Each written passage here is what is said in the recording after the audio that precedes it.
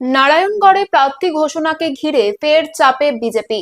West Bengal assembly election 2026-এর আগে প্রার্থী হিসেবে রমা প্রসাদ গিরির নাম ঘোষণার পরই দলের অন্দরেই শুরু হয়েছে তীব্র ক্ষোভ। অভিযোগ, স্থানীয় নেতৃত্বকে উপেক্ষা করে এই সিদ্ধান্ত নেওয়া হয়েছে, আর সেই ক্ষোভই গড়িয়েছে বিক্ষোভে। বিষয় হচ্ছে যে ওনারা জেলা অফিসে এসছেন, জেলা সভাপতির কাছে এই বিষয়ে তারা জানিয়েছেন এবং আমাদের জেলা সভাপতির পক্ষ থেকে এই কথা ওনাদের বলা হয়েছে। ওনাদের সমস্ত কথা শোনা হবে এবং শুনে আমরা রাজ্য সভাপতির কাছে এই বিষয়টা অফিসিয়াল জানানো হবে। এবং যারা এসছেন প্রত্যেকেই তারা কোনো না কোনো দলের সাংগঠনিক দায়িত্বে রয়েছেন, তাই এটা আমাদের নিজস্ব দলেরই ব্যাপার।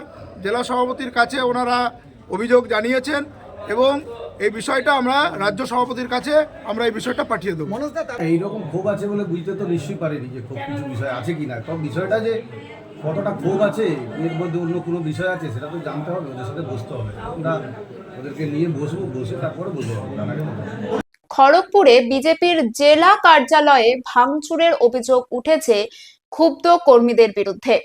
নির্বাচনের আগে এই অন্তর্দ্বন্দ্ব কতটা প্রভাব ফেলবে বিজেপির সংগঠনে, এখন সেদিকেই নজর রাজনৈতিক মহলের।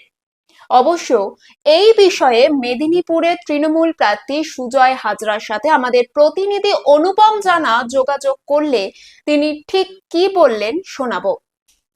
এটা তো বিজেপির এমনি কালচার। বিজেপির যে জেলা সভাপতি সে এর আগে মেদিনীপুরে আসতে পারতো না, ভয়ে মেদিনীপুরে যেদিন এসেছিলেন মেদিনীপুরে তাকে তার গাড়ি ভাঙচুর করা হয়েছিল, মারধর করা হয়েছিল। তারপর থেকে তিনি ভয়ে মেদিনীপুরে আসেননি, তিনি খড়গপুরেই তার অফিস খুলে বসছিলেন। এরপরে নারায়ণগড়েও যিনি প্রার্থী হয়েছেন সবাই জানে যে সেই প্রার্থীর পরিচয় কি, পরিচিতি কি।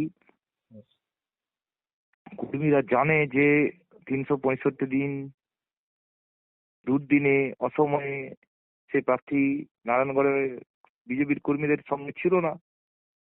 আর এই বিজেপি, আমরা তো প্রথম থেকে বলে এসেছি, আদি নব্বর যে বিজেপির যে লড়াই, সেই লড়াই বর্তমানেও অব্যাহত।